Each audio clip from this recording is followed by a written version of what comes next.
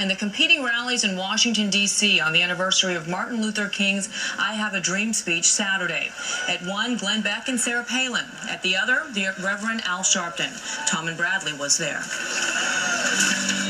Conservatives and Tea Party supporters came to the National Mall in droves. A rally cry from Fox News commentator Glenn Beck. For too long, this country has wandered in darkness.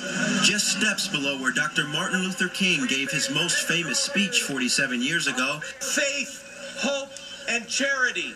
Beck called not for civil rights, but restoration and a renewal of faith. Something beyond imagination is happening. America today begins to turn back to God.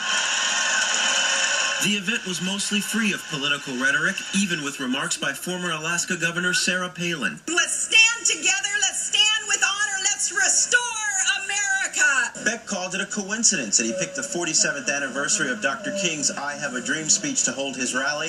Reverend Al Sharpton and civil rights leaders said Beck had the right to hold the rally, just not a right to distort Dr. King's message.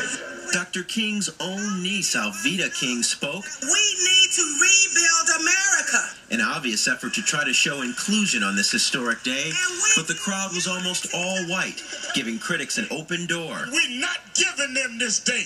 This is our day, and we ain't giving it away. Even with Republican leadership steering clear of the rally, Beck's critics admit it was a strong show of force for the Tea Party movement. It's remarkable that a broadcaster was able to bring a couple 100,000 people to the Washington Mall. Beck had a dream, different than Dr. King's, but strong enough to rally conservative masses.